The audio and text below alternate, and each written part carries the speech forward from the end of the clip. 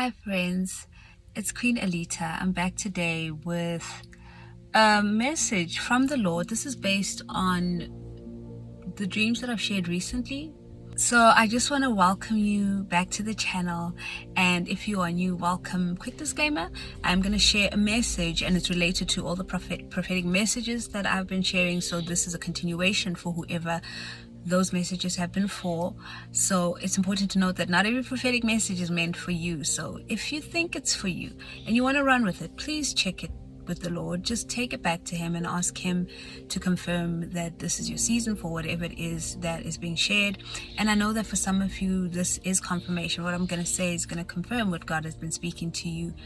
And if you have any questions, make sure that you ask Him as well. Take it all back to Him. The important thing here is to have relationship. Okay, you have to have a relationship with Him. It does not help you if you are relying on everybody else's relationship to feed you. Okay, make sure that you have that one-on-one time with Him as well. So the Lord had me thinking about Rahab today. She's always been one of my favorite characters in the Bible. Well, let me not say she's always been. I think with life and where life has taken me, she became one of my favorite characters in the Bible. And I was just thinking about her life. This was right after the Lord dropped Romans 8 in my spirit, specifically Romans 8 verse 28. I'm just going to read from 28 up until 30. It says here, "And we know that God causes everything to work together for the good of those who love God and are called according to His purpose for them. For God knew His people in advance, and He chose them to be like His Son, so that His Son would be the firstborn among many brothers and sisters. And having chosen them, He called them to come to Him. And having called them, He gave them right standing with Himself. And having given them right standing, He gave them His glory." So the Lord has called some of you, right? Well, He's called all of us. Let me not say some of you. But few are chosen. That's what the Bible tells us.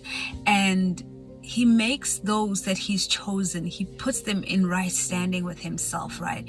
And the few that are chosen are not chosen just because they were better than everybody else or more special. It's because they chose God. It's because they chose Him, right? They forsook everything else. I hope forsook is a word.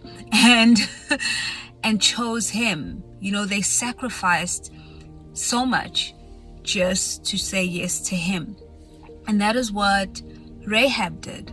She was a prostitute, and it seemed like her fate was sealed. In those days, a woman in her profession was just not going to have a good life, especially when she got older and she couldn't continue in the profession.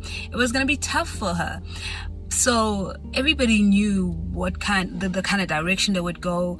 She would have ended up living in the king's harem and not being able to get married, or have a life for herself, be able to go out and make something of her life.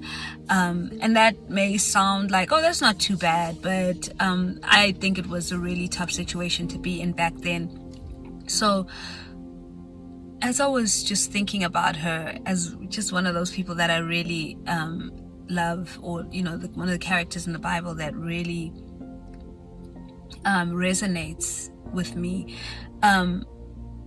I realize that so many of us have been through a lot of things. We've been written off. You just can't. You've been told that you can't do this or that or the other because of the choices you made when you were younger, because of the path that you took.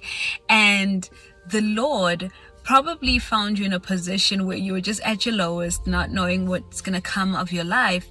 And He called you and you said yes, and therefore He chose you. And He has taken you through a process in which He has put you in right standing with Him, right? And that has been a beautiful process of transformation. It has been hard as well, because I know it has been. Refining is not an easy thing. You've been put through the fire. But really what the Lord wanted to tie up with everything He's been saying to us lately is that He's going to make it all work out for your good. Every horrible thing that you went through, every bad decision that you made, all the things that were done to you that were other people's bad decisions, any abuse that you've had to endure, let me not even say any abuse, the abuse that you've had to endure, because abuse comes in so many forms, right? You've been mishandled by people, you've trusted and you've been hurt, and all the things that have happened to you that you may feel have been so unfair. Why did this have to happen to me? Why has this been my life? The Lord is saying to you today that you will actually see how He's going to make it all work out for your good.